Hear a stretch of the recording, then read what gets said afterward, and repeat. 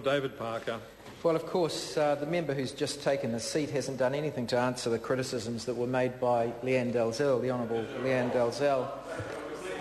The reality is that this separate Act of Parliament has one operative clause which is 7 words long. It says the acts specified in the schedule are repealed.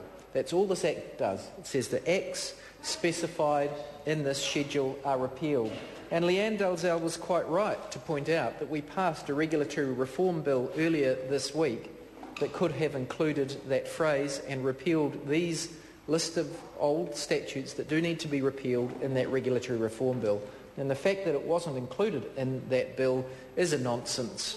It is a colossal waste of money. We actually know that the cost of each separate Act of Parliament that's passed in this Parliament runs to many hundreds of thousands of dollars, and we're unnecessarily adding to that cost to taxpayers. So whilst the Labor Party agrees that there are old acts on the books that ought not to live there any longer and ought to be killed off, and that that can simply be done by a phrase that long, we don't agree that it should have a separate Act of Parliament. Now, I also wanted to talk a little bit further about why then, given that it's so patently unnecessary for this to be done in a separate Act of Parliament and so patently wastes the time not just of the Cabinet but of this Parliament and of select committees. Why is that? Why is the government organising their program in this way? And it is patently clear. It's patently clear. They have no economic program to bring before the House. They are not busying themselves with the things that they need to do as a government to take New Zealand from its double-dip recession and to improve our economy. You know, in this country, we have got over 100,000 people unemployed now. We're entering into a second recession, a double-dip recession, one of the only countries in the Western world that is experiencing a double-dip recession. And it plainly is Nationals' recession. They can't duck responsibility for this one. They can't blame it on Australia. They can't blame it on China. They can't blame it on the rest of the world. They can't even blame it on the former Labor government, which they try to do. It is their recession and it's their responsibility. And why is it that this government is playing around with parliamentary processes, wasting taxpayers' money and the time of Parliament and the executive with a bill like this when there are serious things that need to be addressed in this country?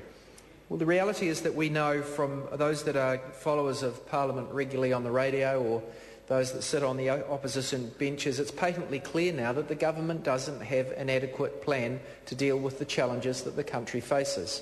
They have given up on some of the things that they were elected on the promise to fix. One of their core promises at the last election was that they were going to close the wage gap between New Zealand and Australia. Now, having promised that, the Minister of Economic Development, Jerry Brownlee, last year, halfway through the year, made a fool of himself by saying that they were achieving that. The Prime Minister dug a hole for himself by saying, yes, he agreed. But when we unpicked that in Parliament, and all of the analysts and the journalists actually agreed that the opposition was right, that rather than that gap narrowing, it's broadening, and it continues to broaden. Oh, yes, that's true. The only thing that we've caught up with Australia is, and in fact surpassed them, is with the unemployment rate. But in terms of the growing wage gap between Australia and New Zealand, they haven't caused it to narrow. They haven't even caused it to stabilise. It is growing. And on the back of that, we've tried to pin them to some milestones whereby they will be judged as to whether, by their own measure, they're succeeding or failing. And they've dodged that. They've said, no, look, it's a target, I think, by 2025, by which time they'll all be retired or will have been retired by the electors. And, of course, such a meaningless target so far out is something that they try not to be judged upon. And if we then look at what other things that they promised, Mr Speaker, that they should be focusing on instead of this completely unnecessary bill that could have been included in another one that we considered just 2 days ago. They were promising a step change in the New Zealand economy because they said that a step change in the New Zealand economy was necessary in order to, amongst other things, bridge this ever-growing wage gap under their government with wages and salaries and in Australia. Well, that phrase has dropped from their their vocabulary. Mr. Speaker, if you went on to the election material at the last election, National was promising a step change in the New Zealand economy. They even kept up with that language until the middle of last year. They had it in their publications and on their website. They were saying that they were seeking a step change in the New Zealand economy. Well, now that they've taken us back into another recession, that phrase also has dropped out of their vocabulary. They're no longer talking... Well, we're taking a step backwards. It's a step change in the New Zealand economy in the wrong direction. It certainly is not a step change in the direction of the New Zealand economy which will cause more people to get jobs and incomes to rise. So, Mr. Speaker, you then reflect what's left in the armoury of the government when it comes to economic policy, other than this really just about meaningless regulatory reform bill that repeals acts that are already irrelevant anyway. Well, Mr. Speaker, you find the cupboard is just about bare. There is no significant policy. The government has always been a single focus party, which is tax cuts. That's all they understand. They think that tax cuts is an economic policy. Tax policy is an important part of economic policy, but it is but a part. And the government doesn't yet seem to understand that reality, and so that's why, rather than dealing with all of the other things outside of tax policy that are so important and need to be done, we are instead in this Parliament considering this largely irrelevant piece of legislation.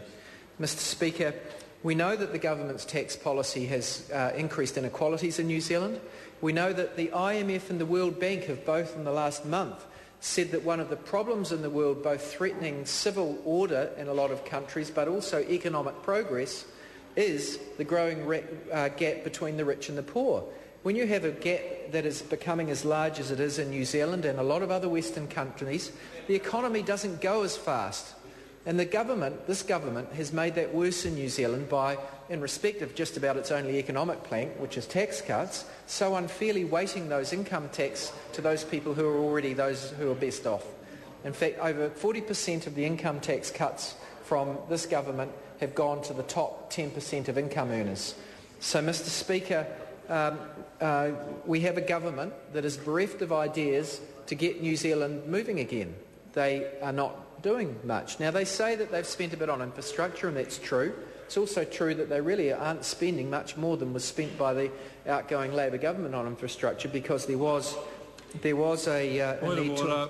The Honourable John Carter.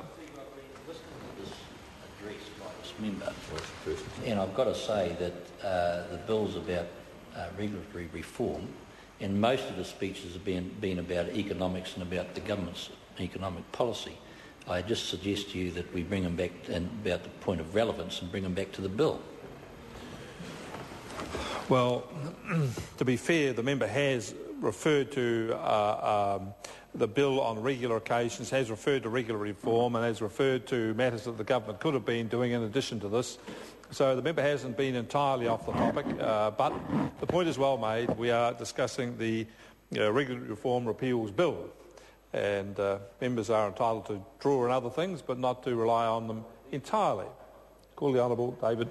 Mr. Speaker, and as I've said previously, and as the government has often said, they've said that the important things to get this economy moving, in their view, are regulatory reform. They rattled on about how if you change the Resource Management Act, the economy will go faster, how if you had things to improve the regulation, this was somehow going to significantly improve our economy. That was one part of their plan.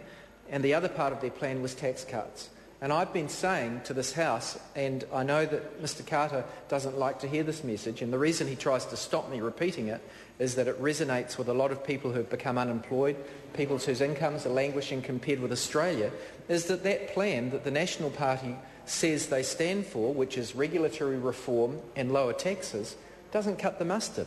It doesn't do it, especially when we know that most people overall are worse off after the so-called tax switch, and it's only the very small percentage at the top who are significantly better off as a consequence of the tax changes. And the vast majority of people also know that as a consequence of the failure to get this economy running properly, a consequence of borrowing for tax cuts, the government's finances aren't in as good an shape as they would otherwise have been. Now, that's not yet means that New Zealand is not in a parlous state in terms of the government accounts, because, of course, The incoming national government inherited very low government debt by world standards. In fact, net government debt was at virtually zero, one of the lowest rates in the Western world.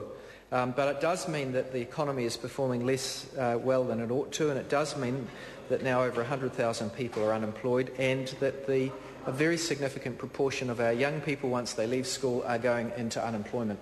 Not into training, they're going into unemployment, living off a benefit, becoming disenchanted, and sadly are becoming unmotivated, and this will present future social problems for New Zealand, and also one of the reasons why we are having New Zealanders leave in almost unprecedented numbers to Australia every week. So much so that Julia Gillard, on her visit this week to New Zealand, said that she views New Zealand as a worthy place of well-trained, well-educated people who come and make Australia wealthy. Mr. Speaker, this bill is a smokescreen for the lack of progress by the government. Call Kennedy Graham.